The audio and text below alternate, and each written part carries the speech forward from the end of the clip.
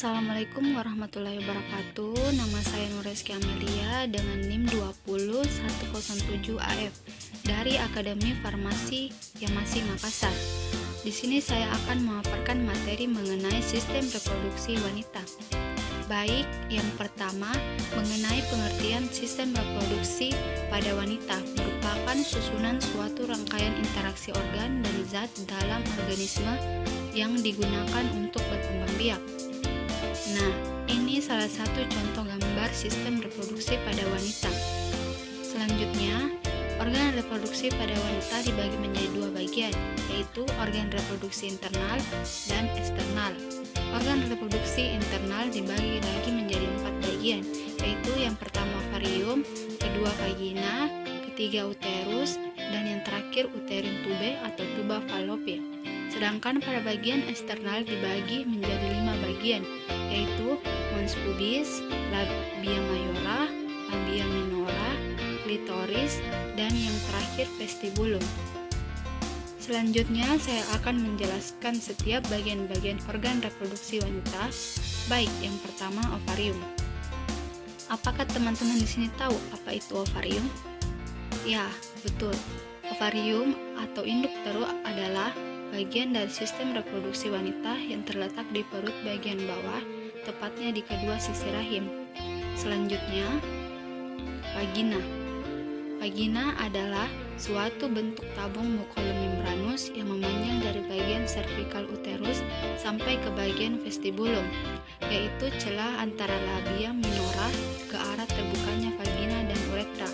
Jika dilakukan inspeksi vagina melalui introitus vagina, maka dapat dilihat dinding anterior dan posterior yang memiliki midline ritme yang disebut sebagai kolum anterior dan posterior.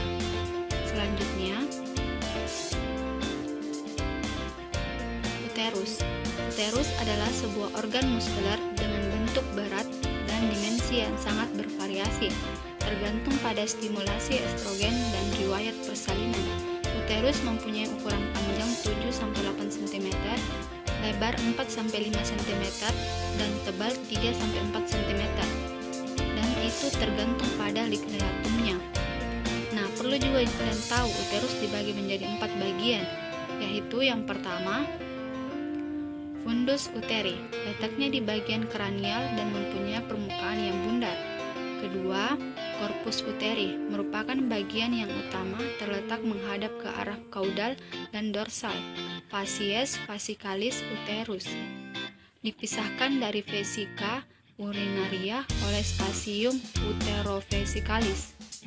Ketiga, istimus uteri, bagian ini mengecil, tetapi memiliki panjang kira-kira 1 cm.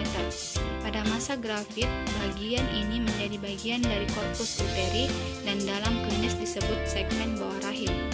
Dan yang terakhir, cervix uteri, letak mengarah ke caudal dan dorsal. Ini bagian yang terletak antara istimus uteri dan vagina. Selanjutnya, tuba uterin atau tuba fallopi adalah dua tabung panjang dan tipis yang membentang dari ujung kanan dan kiri pada bagian atas rahim ke ujung ovarium. Organ ini berfungsi sebagai saluran untuk sel telur atau ovum, bergerak dari ovarium menuju rahim. Konsepsi alias pembuahan sel telur oleh sperma terjadi di saluran tuba uterin atau tuba fallopi. Selanjutnya, mons pubis atau mons veneris. Mons pubis atau mons veneris adalah jaringan lemak yang mengelilingi tulang kemaluan, mengandung kelenjar yang mengeluarkan minyak yang melepaskan zat yang disebut feromon. Zat ini yang terkait dengan timbulnya ketertarikan seksual. Selanjutnya, labia mayora. Pada bagian posterior dari mons pubis terdapat labia mayora yang juga terdiri dari jaringan lemak yang meliputi oleh rambut. Labia mayora membentuk tepi lateral dari vulva dan berukuran panjang 7-9 cm dan lebar 2-4 cm.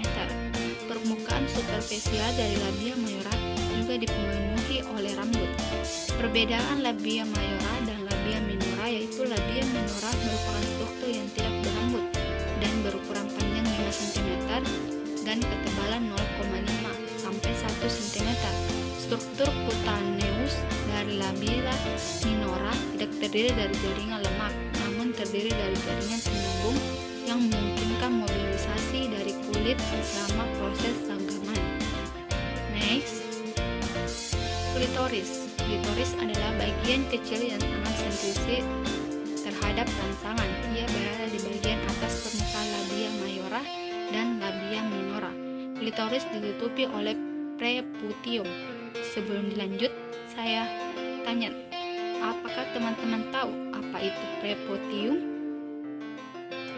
Ya, preputium adalah lapisan kulit sebagaimana kulop pada pria. Seperti halnya penis, klitoris juga bisa mengalami ekresi jika distimulasi. Selanjutnya, vestibulum. Vestibulum merupakan struktur yang menyerupai biji almond dan ditutupi di sebelah lateral oleh labia minora.